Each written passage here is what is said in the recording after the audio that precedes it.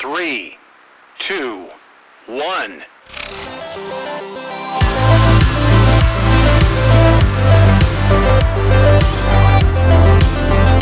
How to build your trust, your authority, and tell your story so that you're the differentiated provider in your community. Everything I'm doing in my practice plus everything that my clients are doing across the country.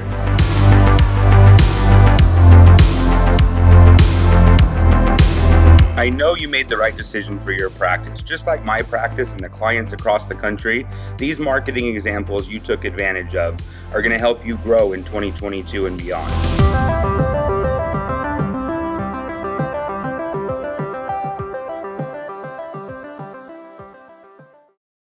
All right, looks like we're back. Today, I want to dive into adding a new team member to your organization and aligning their roles with your vision and purpose to have excellence in your business, excellence in your practice, and to make sure that there's no speed bumps along the way.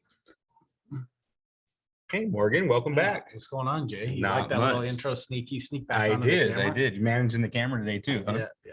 Fantastic. So I was just telling everybody we're going to dive into adding a new team member, the chaos that is already adding to my practice here live today, right? We've been dealing with, and aligning the roles of the new team member with the roles of the current team member and how those pieces fit together to achieve the mission of your organization. So anything you want to give them context wise that I skipped over? Well, I was just going to say, really, if we're going to talk about that topic, which is, it's fun because we literally just walked out of a meeting with one of your employees. So it is a very fresh topic.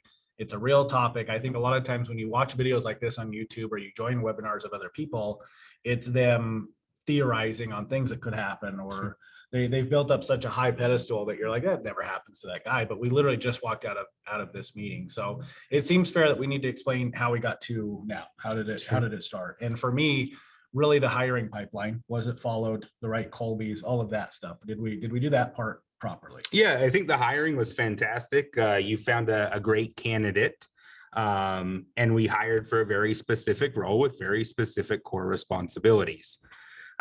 Where the rubber meets the road, and where I want each and every one of you watching this recording live or watching it live or watching the recording in the future, is to know that even the best plan, right, the best strategy is going to hit a roadblock or a hiccup, a speed bump, something along the way. And what I want to do with this and sharing my actual story, this go around, is to help you and have you ask questions so that you can avoid them or plan to prevent them the best of your ability. So hired a great person, followed the hiring process, found a tremendous candidate, and began the onboarding and training plan, which does involve shadowing in my clinic and looking yet again at the roles, responsibilities, and process that is going on in my business.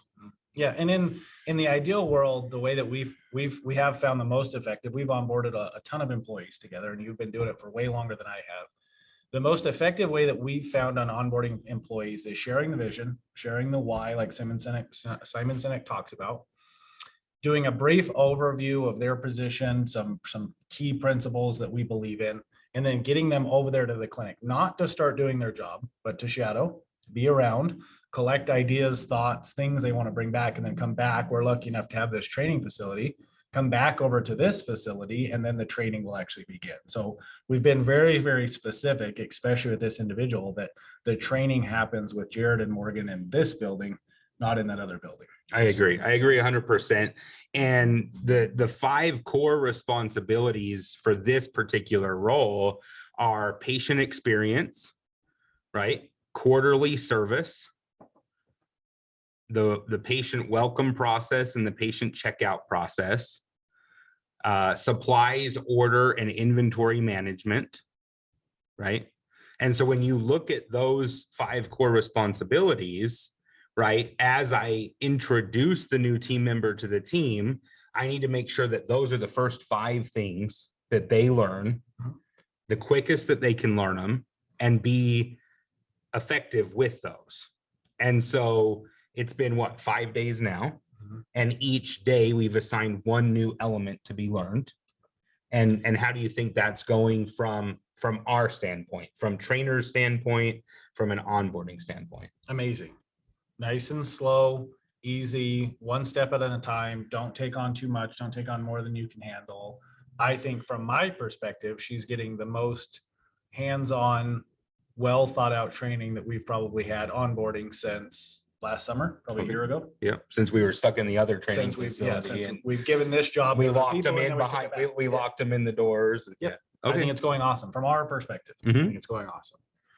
Is there And- another perspective? Yeah. So now from the perspective of the meeting that we just had. Yep.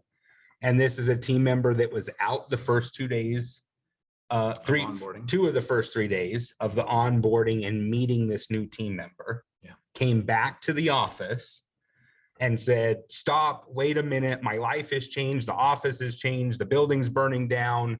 You guys promised X and did Y. Yep. My role's changed, her role's changed. So everything's changed. give us more details, because Yeah. you know where I'm ready to go with it. Yeah, absolutely. So very, very true. We both agreed on this. Before we walked into the meeting, we said the employee we're going to have this meeting with is right. From their paradigm, from their perspective, they are right. They left to go to a conference. They came back from the conference and there were quote unquote changes. And you have I love your subject of what truly is what is change. Of course, from our perspective, nothing changed. You still sit in the hearing clinic, you still sit at the front desk, your duties are still the same. There's just a third body there now. There's a new person that you've never met because you were out of the office. What we maybe didn't take into account, looking back on it, hindsight Wait, being you're gonna tell me 2020. I did something wrong? Yeah, so hindsight being 2020, amazing hire, amazing job onboarding. The staff knew you were hiring. I think you did a good job. I think you did an okay job explaining to the rest of the staff what you were hiring for, what the purpose was of this new individual. If I could go back and do it again, I would have gathered up all 3 of them, which we didn't do. New employee plus the 2 older employees that have been there longer, sat all 3 of them down, defined their roles yet again, explain to them the details of what you're expecting each person to do, those 5 or 6 that you already explained for the new person, to everybody in the whole room, answered any questions they had, and then I would have let that employee fly off to the conference and come home. And then in my mind, there would have been no changes. So more communication up front. More communication. And more not one-to-one communication, but bring the whole group together and have a group intervention, for lack of a better word. Mhm. Make sure that there wasn't one story being told to employee A, a different story being told by employee A to employee B, right? What is it? Musical chairs Yeah. or telephone The game? telephone game. The yeah. telephone game where you say one thing, but then this person hears another and shares a different story. Yep. And so did you see that telephone game happening? Oof. Yeah. So luckily for Jared, a lot of fun. He has cameras in all of his clinics. In all of the rooms in the clinics, we have cameras so that we can train. We call it game film. We watch this film, no different than listening to the phone calls. If you're in the sales world or you're in any point of appointment booking world or sales world, you're going to want to review those phone calls to find out how can you make yourself better. And the cameras are there for the exact same reason. Sometimes we see things on these cameras that Make me want to jump out of the building. yeah, maybe aren't so fun, maybe not so healthy. We go back to that healthy owner versus unhealthy owner that the staff is chatting about that we weren't aware of, and you would never know if the cameras weren't there. And there was definitely some discord amongst the team there about who was doing what and my job and this job, and are they taking away from me, and what drama. There's truly, the best way I can sum it up, a lot of people don't like this word, is drama. And that definitely will affect, if it's not stopped immediately, the culture in the office. And I think the reason you get in trouble for drama is, right, this idea, if you've read the 4 agreements, we talk a lot about positive, assuming good intentions. And so do you think there was bad intentions, or do you think that there's just the telephone game and then they start to work themselves up? It's fear. For me, it's fear-based. It's fear-based of, look, this new hire that we just hired she's a monster. I mean, she's smart as a whip. She's amazing, just like the rest of the staff. I Sure. mean, you hire great individuals, you pay them well. There's a reason for them to stick around. It's a great company to work for. So we attract the right kind of people, which is a great thing. If you're a weaker individual, mindset wise, you might see that new strong individual as a threat. Sure. And I think that starts to breed a little bit of fear. And with fear comes questions and doubts. And those questions start to seep in not only to your own self and wondering, am I still a good fit? Am I providing value? But also into your coworkers who you feel like share a mutual bit of fear. And now before you know it, we're both talking about, well, what about so-and-so? And when she gets here, what are we going to do? Oh, my day's And- totally off the charts right now. Yeah. So wait a second. So better communication up front as a group. Mhm. Cut out the drama or the communication. You really need to open a healthy dialogue between all the team members and yourself or your leadership person. So what frustrates me the most is that the communication was going on, but not coming to me. Yep. No issue in 90, no emails, texts, no questions saying, hey, wait a second, pause. Can you come over to the clinic and can we talk about this? It was just, right. And just so you know, if you didn't have cameras, it would have been another, weeks, God forbid, 6 months. weeks or Who knows? months, Who knows? yes. Years. Sometimes there's underlying issues in an office for years. So that would be my first chat in. If you're listening to this phone call or you're watching this replay, I want you to chat in if you've had drama in your office or in your organization. And past or present. Past or present. I want to know how long you think, or maybe you know, if that person's been let go or reprimanded or whatever. How long did you let this drama go on? Weeks, months, or years? So while they're chatting that in, I want to go back. So now we brought in the team member. We went across the hall to another conference room. One of the team members. One of the team members, not the new team member. And it sounded like to me, and I'm always like really reactionary, blood pressure rising. So you tell me if I'm correct. Yeah. It sounded like we started with maybe a Jared problem to a we problem. And ultimately we found out it was a me problem. Yes, we went full circle there. So Can Absolutely. you give us more? Yes, as a lot of employees do, and this really comes down to good communication and what I would say mastering your mindset. I think, not to get off on a tangent here, but what we saw happen at the Oscars, you're familiar with Will Smith, Yes. right? Uh-huh. Is an individual who was not in mastership of their mindset. Yeah. They let their emotions be controlled by another person, and our employees do the same thing all the time. And if you as the leader or the CEO or the active manager, the on-site person, if you allow your emotions, your mindset to be affected by somebody else, they own you, right? I believe that comes from Tony Robbins. And the same is true there. Had you gotten it emotional in that moment, had you decided to rage rather than listen to the employee, we would have stayed on this two-way street of it's a you problem. Mm-hmm. But because you didn't, because you allowed it to be an open platform where she got the chance to voice all of her frustrations, cry a little bit, yell a little bit, get it all out there, then we brought it full circle into we have an issue as an organization into actually I have an individual problem that I need to solve and I need to take accountability for. I love it. And I think we ended on a great note because we did follow one of my core values, which is agree upon the next step. Mm-hmm. We did. I see some people chatting in years, months, decades. Yeah. So we went full circle, right? In the matter of 2 days, because yesterday was Monday, today's Tuesday. So really this was going on for 2 days in the clinic. So we solved it in 2 days. Yep. We agreed upon next steps. And those next steps actually turned into, and I think there's two things I want to relate it to. One, a few weeks ago, we talked about being proactive versus reactionary. Absolutely. And I think this was definitely a great example of being proactive within 2 days and being proactive into what are the feelings and needs and fulfillment required of this team member. It wasn't about the organization at the end of the day. Yeah. It was really about them and their achievement and their next steps. And the other thing that we talked about last week, what was the topic last week? I'm stuck. You just had so for proactive versus reactive is really the starting point for me, that we made it proactive. The second part of it for me was bringing back into great communication and having role alignment and accountability of, wait a second, before we start getting emotional and controlling our emotions and mindset, can we walk through this together? And can you feel heard as a team member? Because I know in the past, what I have done and failed to do as a leader is hear the team members' thoughts, feelings, and emotions. And because I was in a healthier state going into that meeting today, I was able to hear that.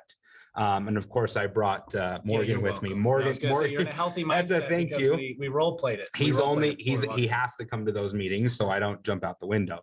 But how do you think it ended? Did it end with, besides agreement on the next step, did it end? It ended with agreement on the next steps, which is fantastic. Anytime you leave a meeting and you have that wonder, what's next for me? And that's, again, you've got to put yourself in the employee's shoes, in that person's shoe who doesn't own the clinic. And really, at the end of the day, I think you're 100% right. She was really coming over here to say, what's my future? So for one, it ended agreeing on the next steps. There's action items and to-dos that need to be done. There's a training plan, a recalibration guide for her to follow to get back onto track. And then probably the most important for me is that ended with her own VTO, her own vision for what is next in the next 6 months to a year for her.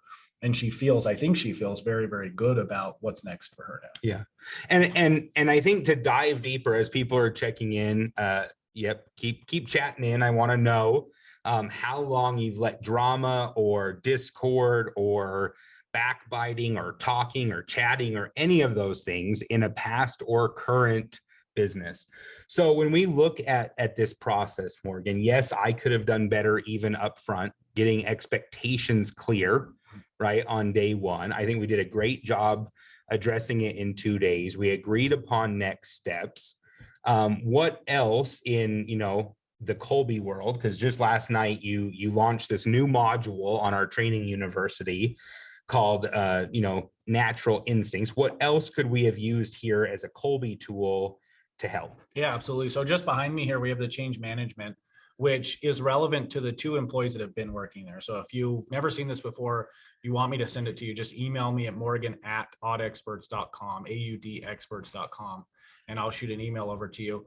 You'll want this anytime anything in your office changes. And if you're one of those people similar to Jared who says, well, I don't change stuff, you do. You guys do change things, whether you allow yourself to see that or not see that. If you ask your employees, there is definitely change. And what this is a sheet that hopefully can help us manage those 3 parts of the mind that Kolbe talks about. So cognitively, your job might change. That was a very real part of the conversation for this individual we met with, is that the specifics of your job, what you need to actually know to be qualified in your role, has changed. You need some training. You need to do some things. Effectively or personality wise, we might add somebody that has a different personality than you do. And that might change your position in the company. And then that third part of the mind, the cognitive, when we talk about the Kolbe A, a lot of times, if you don't know, the Kolbe A is your instinct. So I have a Kolbe A, Jared has a Kolbe A. That is your natural instincts. It's your report for you as a person.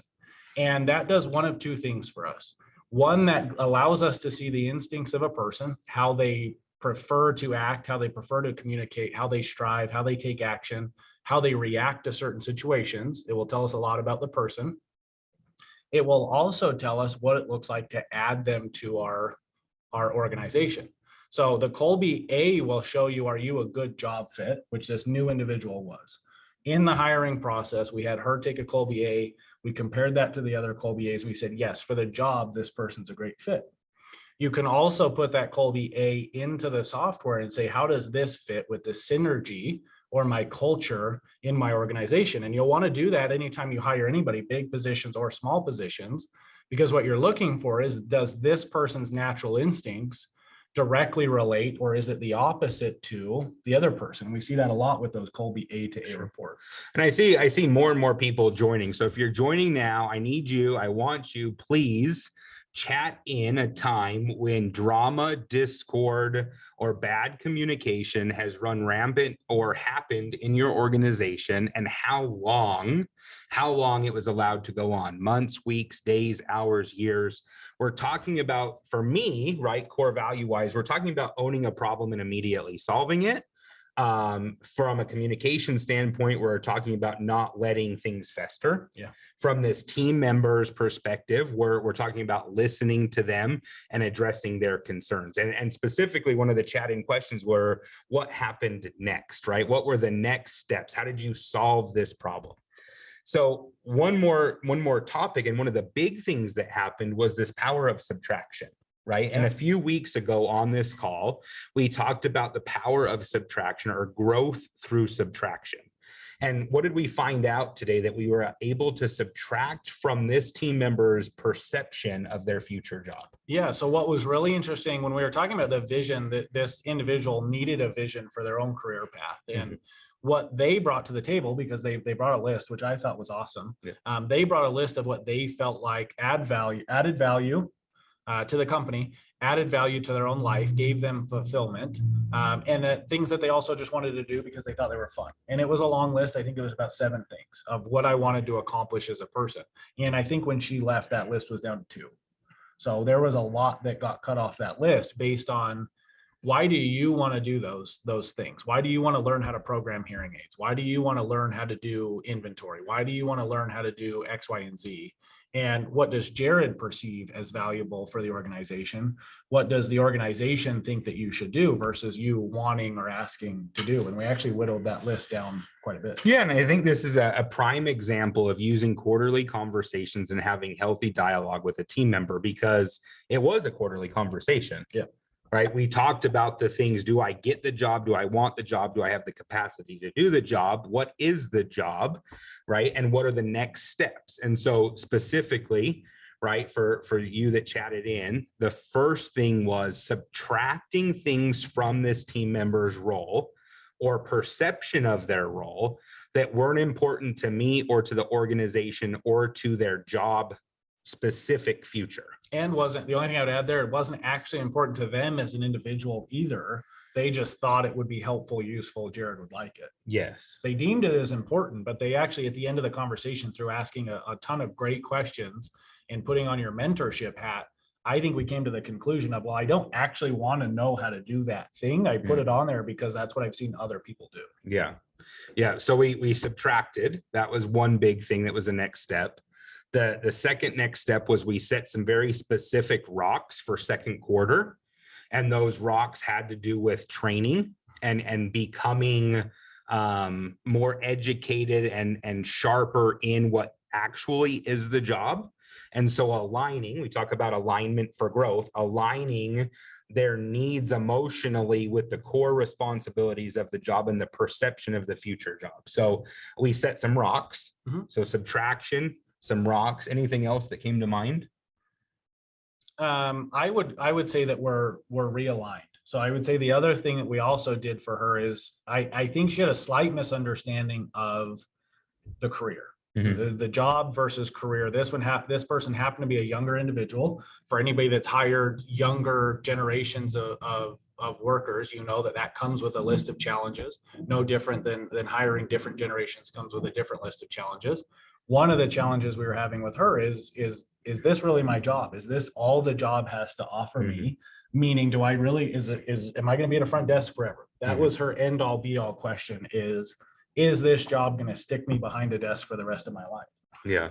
And I think what really comes, so I want to talk about change management and how you would have used Colby better if you were involved in all the aspects. But this idea of fulfillment, I think, is going to be very, very important. We talk about people working for 3 very specific reasons. They work for mastery of their role, they work for autonomy in their role, and they work because of a greater purpose, right?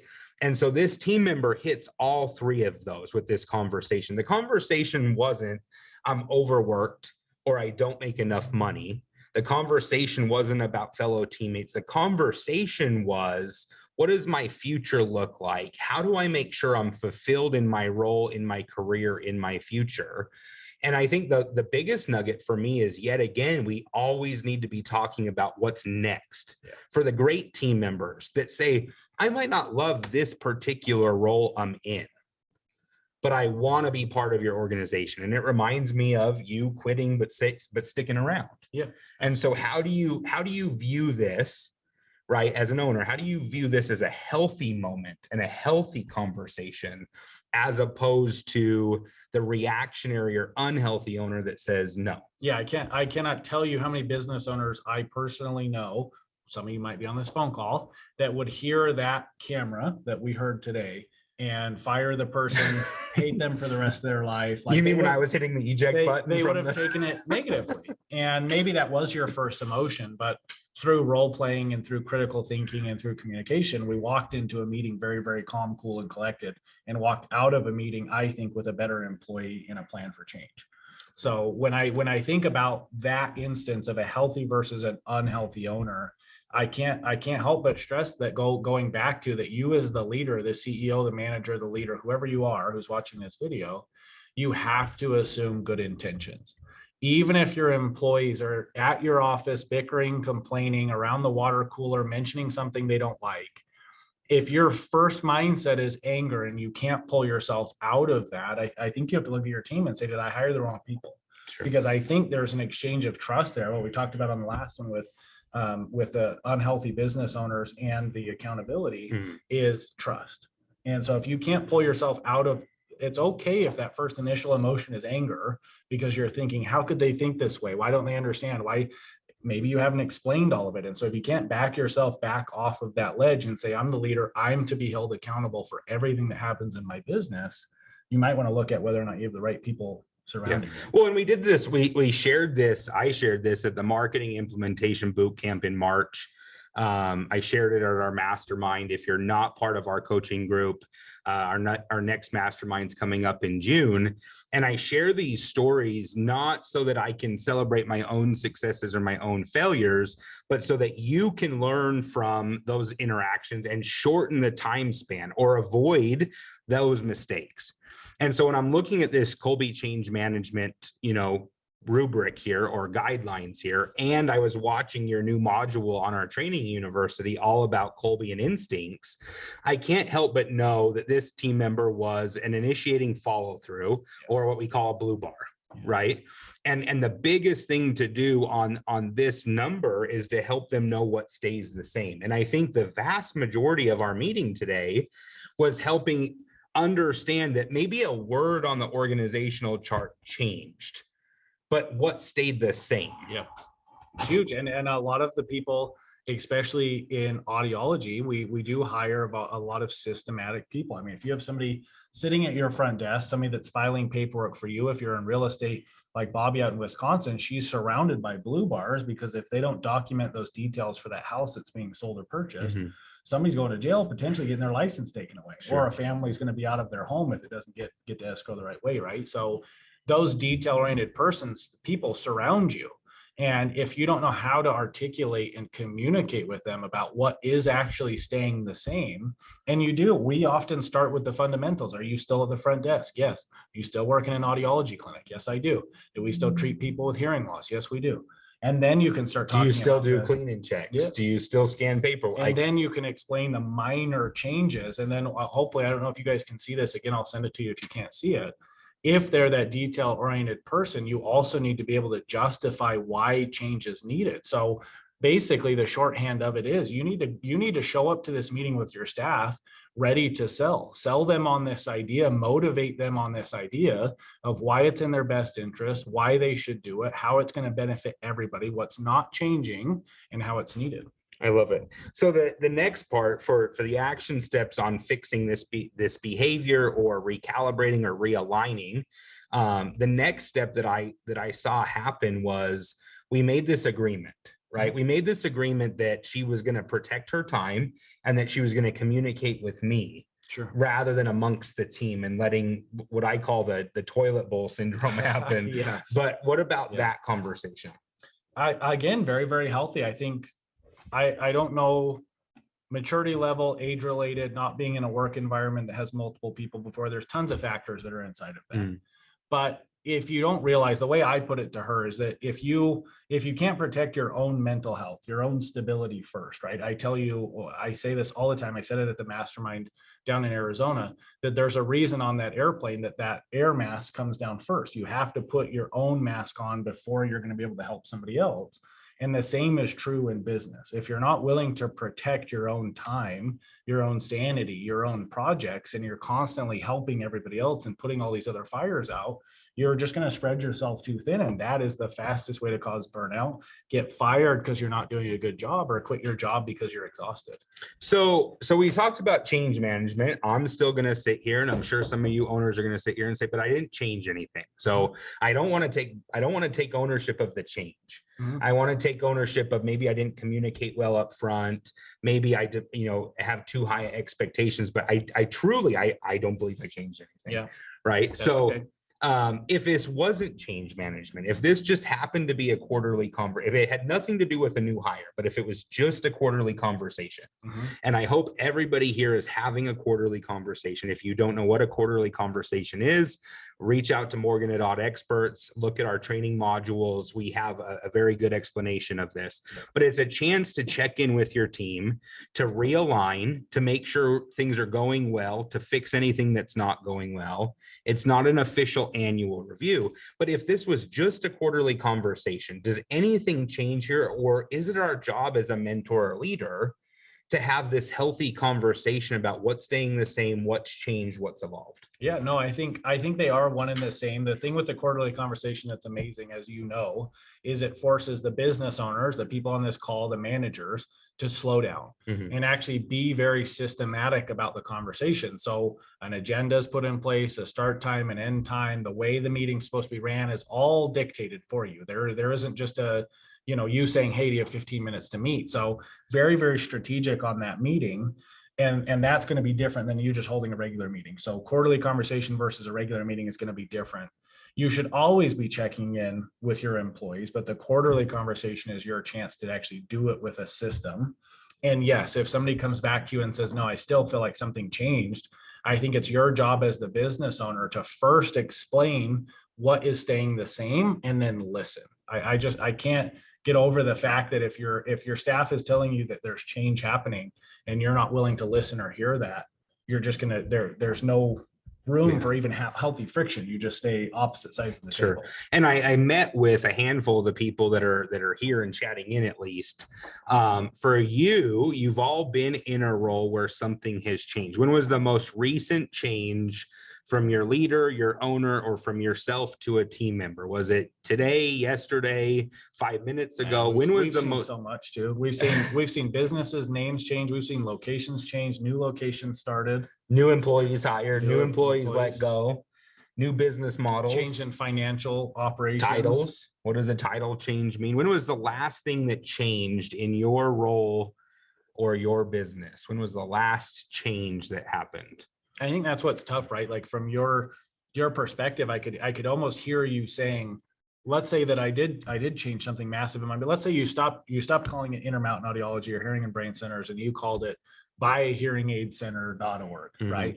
Are we still in hearing healthcare? Do we still help patients that have hearing loss? Do we still operate in the United States? Like there's still common ground there. So even the most radical changes, if you're assuming good intentions from your owners or your managers, for anybody that is an employee, if you're assuming good intentions and you trust the people that you work with, there's still common ground there for you both to stand on. And if you can decide what are the small instances of, in the past, we've called it evolution, new initiatives. People don't like this word change. It causes anxiety.